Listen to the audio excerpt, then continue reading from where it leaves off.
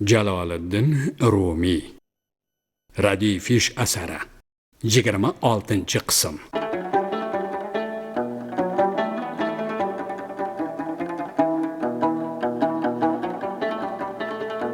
inson qalbining qat-qatiga kira oluvchi san'atkor va shoirlar, olam qonuniyatlarini kashf etuvchi olimlar, ajabki, odatiy ayyorlik, oddiy ig'vo qarshisida ko'pincha lol nochor turib qolishadi. Olam kashfiyoti bilan band bo'lganlarga layoqatsiz kimsalarni harakatga keltiruvchi bois u manfaatlar tubanligini oxirigacha tasavvur etib ko'rish qiyin. Haligilar esa makr hiyla, riyo va ig'vo to'lqinlarida baliq suvda suzgandek suzishadi. Bu muhitda ular yayrab yurishadi. Bu maydonda ular mahorat cho'qqilariga ko'tarilishadi. Jaloliddin bosh egib kelganlarni chin yurakdan ma'zur tutdi. Lekin avvalgi do'stlarining qaytib kelishi uning qalbini qayg'u alamdan aritmadi.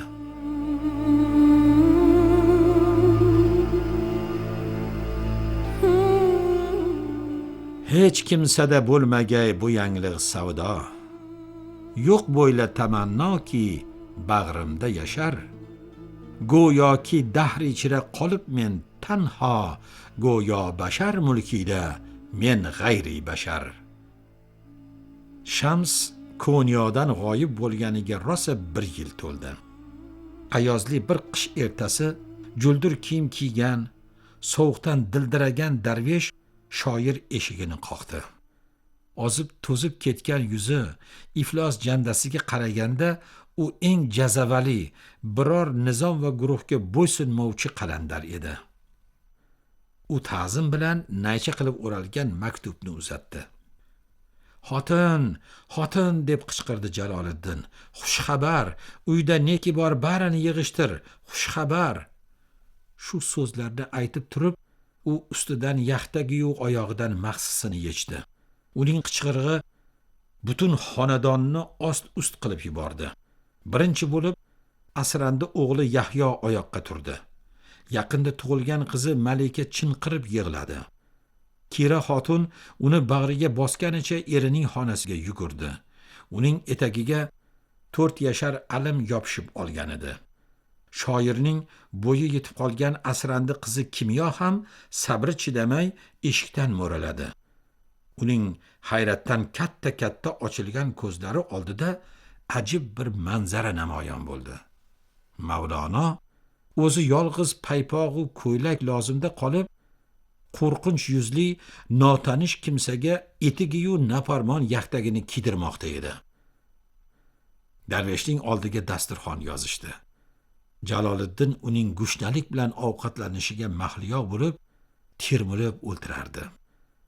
U shundoq zavqlanib boqardiki, go'yo qarshisida juldur janda kiygan qalandar emas, aziz bir mehmon o'ltirgandek edi.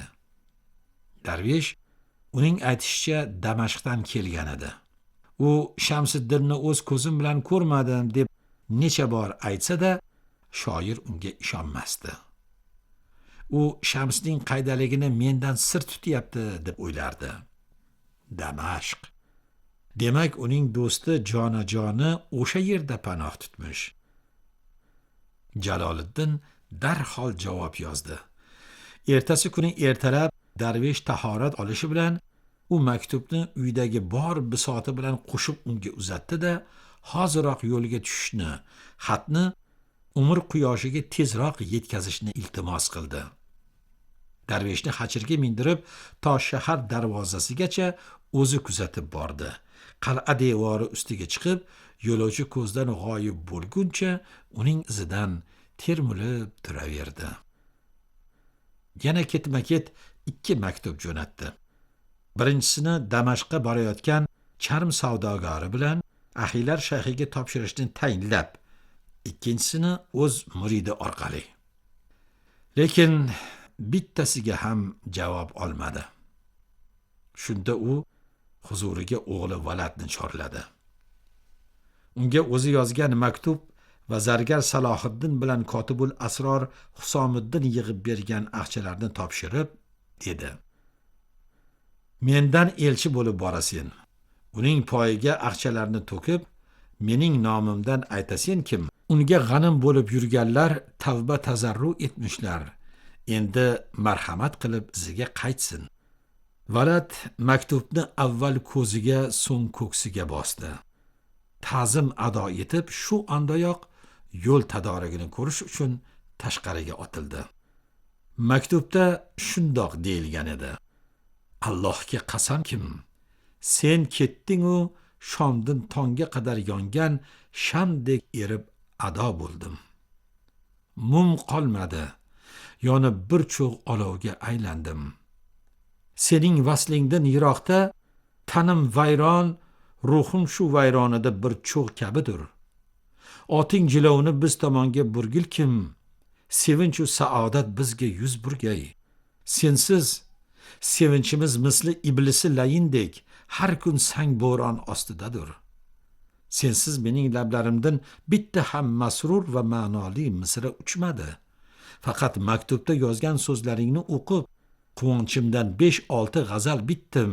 Ha Shams, sen ila Armaniston, Rum va Damashq iftixor aylar. Tun zulmatini tong sho'lasiga mubaddal etgaysen. Valad 20 chog'li sodiq kishisi bilan yo'lga ravona bo'ldi. Charchash, xorish bilmay, ne vodiylarni bosib o'tdim deb xotirlaydi u, qarigan chog'ida o'z-o'zidan xursand bo'lib. Tog'larni somon g'aramidek oshdim. Yo'ldagi tikanaklar ko'zimga atirgul bo'lib ko'rindi. Har bir mashaqqatda minglab manfaat ko'rdim.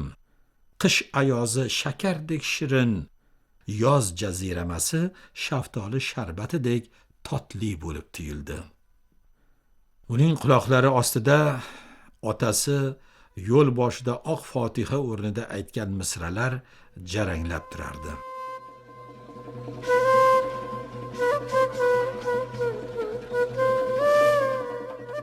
Do'stijon ayting, muruvvat aylasin. Biz sari azmu azimat aylasin. Jismi jondin roz etib aylang xitob, toki tashrif aylasin ulmoqtob. So'zga lab ochsa ajab dunyo oqar. Etsa farmon ortiga dunyo oqar. Uchmangiz hech ahd ila paymoniga, banda bo'lmang va'dai yolg'oniga. Toki ul mahbubi jon qaytib budam, shul aziz ostonaga qo'ysin qadam. Shunda bo'lg'ay bir tomosha oshkor, bo'yla bir ish ko'rmagan Parvardigor. Ammo Valad Damashqda Shamsiddinni izlab topolmadi. Uni na Abbosiylarning ulkan masjidi atrofidagi madrasa-yu xonaqolarda, na dunyoga mashhur Damashq bozorining karvonsaroylarida uchrata oldi. Uzoq axtarishlar, so'rab surishtirishlar so'ngida Valadni Damashqdagi talabalik yillaridan buyon tanigan ahiylar shayxi Mavlono maktubini egasiga topshirishga va'da qildi. Ma'lum bo'lishicha, Shamsiddin dushman taqibidan qochib, Halab hunarmandlari orasida yashiringan edi. Bir hafta burun Valad to'xtamay ot surib o'tgan o'sha Halabda. Ustida qimmatbaho buxorchi tun, boshiga bir enlik salla o'ragan Shams madrasa eshigida paydo bo'lishi bilan ko'nyolik mehmonlar xuddi podsho oldida tiz cho'kkan mulozimlardek baravar tiz cho'kishdi.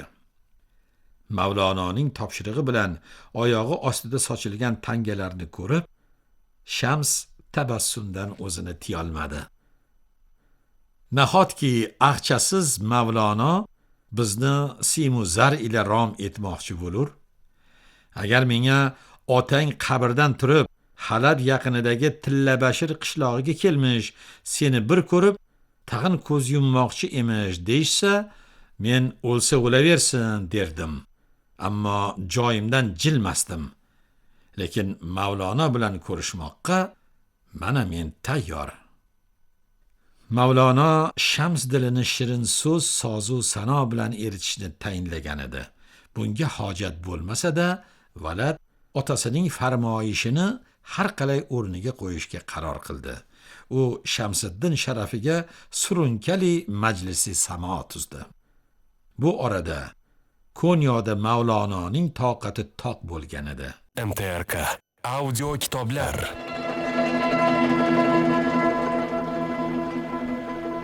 Ko'zim uchadir, magar nigorim keladir.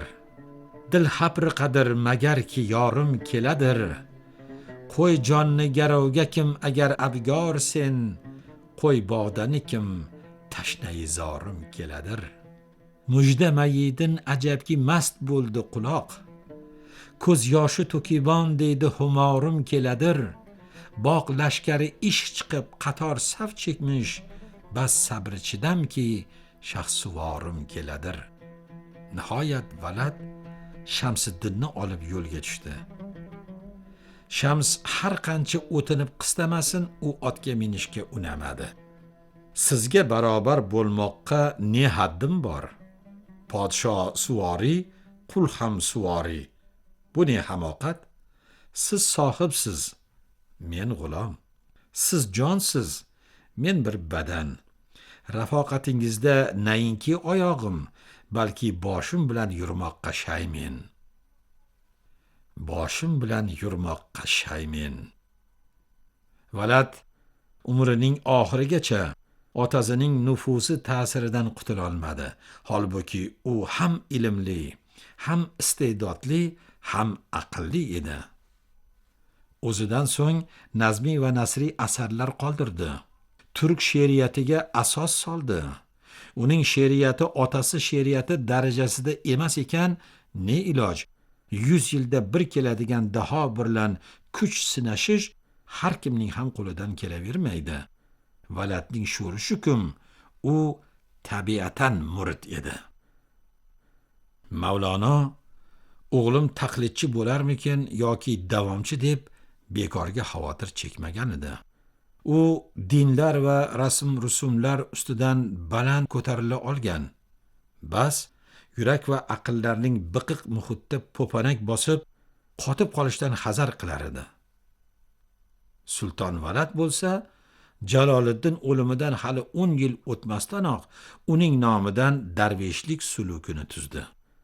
Va bu jamoa tezda hukmdorlar tomonidan tan olinib, bizning kunlarimizgacha eson-omon yashab keldi.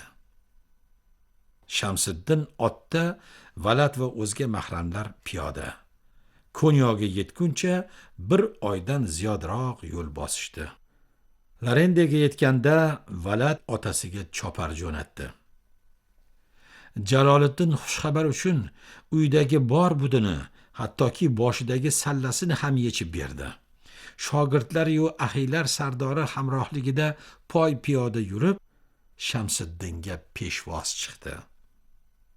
Mavlononi ko'rib, Shamsiddin ham otdan tushdi. Ular quchoqlashib ko'rishishdi, so'ng yergacha egilib, bir-birlariga ta'zim etishdi.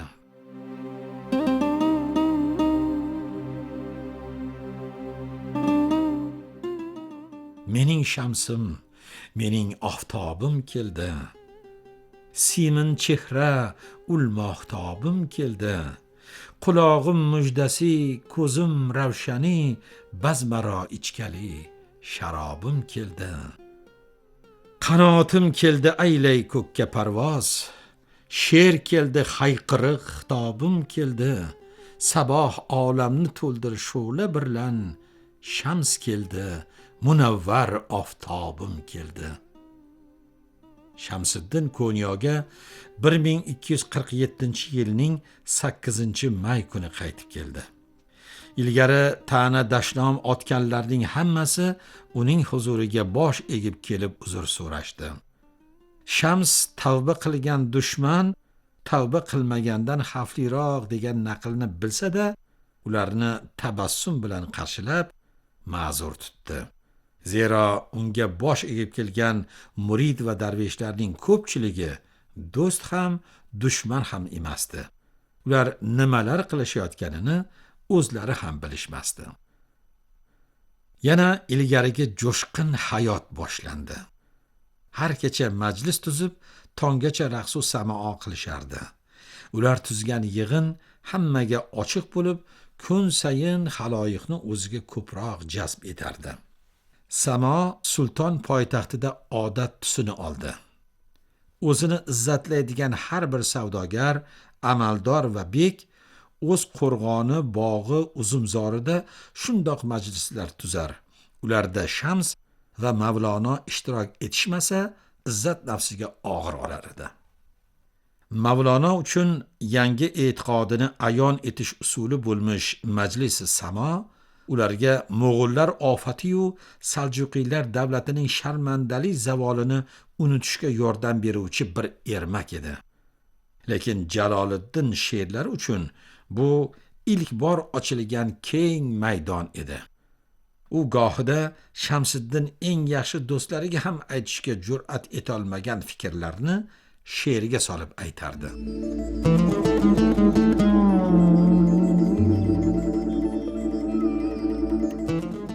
Sening kufring oldida iymon nadur?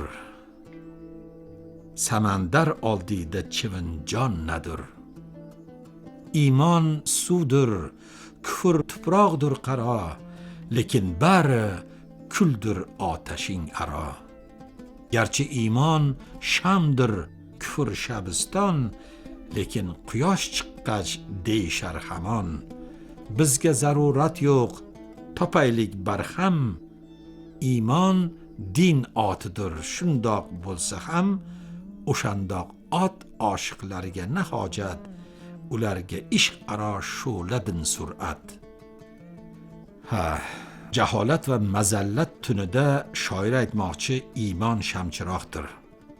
Lekin insonlarga muhabbat quyoshi balqarkan, iymon va iymonsizlik degan tushunchalarning o'zi nisbiy bo'lib qoladi.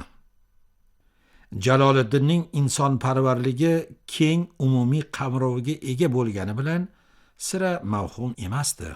Uning she'riyatida insoni komilni sharaflash, inson shaxsiyatini sharaflash bilan bog'lanib ketardi. Shoir uchun uning do'sti Shamsiddin Tabriziy atalmish tirik inson. Ammo shoir unga taqvodor ruhoniylar nazaricha yolg'iz Xudo va uning payg'ambarlariga berilishi joiz bo'lgan sifatlarni nisbat beradi. U do'stini olamning xurshidi, haqiqat mash'ali, jahonning joni deb ataydi.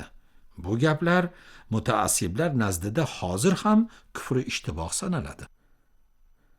Bir gal kuzga yaqin zargar Salohiddinning uyida tuzilgan majlisda toliqqan mashoqlar bir lahza tin olisharkan, yosh bir darvesh fursatni g'animat bilib, tavozi ila Shamsiddinga yaqinlashdi. Ustoz, aytingchi, siz avliyomisiz? Darvesh juda yosh edi. Uning ko'zlarida soddadillik va ishonch barq urib turardi. Shundoq savol bilan murojaat etishga jur'at etibdimi? Bas, javob uning uchun g'oyat muhim edi. Lekin Shamsiddin payqadi. Yigitchaning soddadilligi ortidan kimningdir tajribakor makkorligi mo'ralab turardi. Savol zamirida o'lim xavfi yotar edi. O'sha davr diniy tafakkuri uchun avliyolik, ya'ni shak shubhasiz ilohiy nufuz alomati haqqoniyatning muqarrar sharti edi. Keyinchalik uning o'rnini aqliylik, insoniylik yoki ilmiylik egalladi. Oddiy kishining so'zi va fikri yolg'iz uning o'ziga tegish. Lekin mazkur so'z va fikr Xudo nomidan aytilarkan, bu tamom boshqa masala. Muqaddas kitoblar va tafsirdan parchalar keltirish, payg'ambarning hikmatlari va hadislariga suyanish, avliyo deb tanilgan ulamolarning nufuzlariga tayanish g'oyaviy siyosiy kurashda muhim qurol. Fikrning real mazmuni va uning ortidagi manfaatni yashiruvchi muqarrar parda edi. Shams yo'q deb javob bersa, mag'lubiyatga mahkum bo'lardi. Biroq ha deyish ham xatarli edi. Avliyolik da'vo qilgan kishi shu ondayoq o'z so'zini isbotlashi, balki mo'jiza ko'rsatishi shart edi. Shamsiddin Tabriziy soddadil Eroniy Juha haqidagi rivoyat bilan javob berdi. Bir kuni Juha oldiga qo'shnilari chiqishibdi. Ko'chaga qara, qanday noz-ne'matlar keltirishyapti. Menga nima debdi Juha? Qarasangchi, sening uyingga keltirishyapti. Sizga nima degan ekan Juha? Avliyomanmi, avliyo emasmi deb xulosa qildi Shamsiddin Tabriziy. Sizga nima? O'zi xalq orasidan chiqqan, yaxshigina kitobxon va hassos notiq bo'lgan Shams so'zida xalqona rivoyatlar va latifalarni ko'p ishlatar. Nutqini yolg'iz Qur'on oyatlari bilan emas, maqol va matallar bilan ham ziynatlar edi. Jaloliddin Rumiyning diqqat e'tiborini kitobiy olimlikdan xalq ijodiga burgan ham o'sha. Jaloliddin Rumiy she'riyati avvalo uning masnaviy ma'naviysi nafaqat o'z davri bilimlari kulliyoti, balki o'sha davr folklorining ham bebaho xazinasi ekan, bu Shamsiddin Tabriziy tufaylidir. Bu buyuk asardagi ko'plab syujet va motivlar Shamsiddin Tabriziyning Kotibul Asrorlar tomonidan qog'ozga tushirilgan muloqotlaridan olingan. Shamsiddin qanchalar zukkolik ila javob bermasin, shaharda boshlangan ig'voni to'xtatishga ojiz edi. Oddiy ilohiyatdan yiroq kishilar tabiiyki Mavlonoga ergashib Shamsni avliyo deb bilishardi. Jilla undoq emas deb e'tiroz etishardi ulamolar va yaqindagina tavba tazarru qilgan muridlar. Mavlono nelar deydi, o'zi ham bilmaydi. Shams avliyo bo'lsa, allaqachon mo'jiza ko'rsatgan bo'lardi.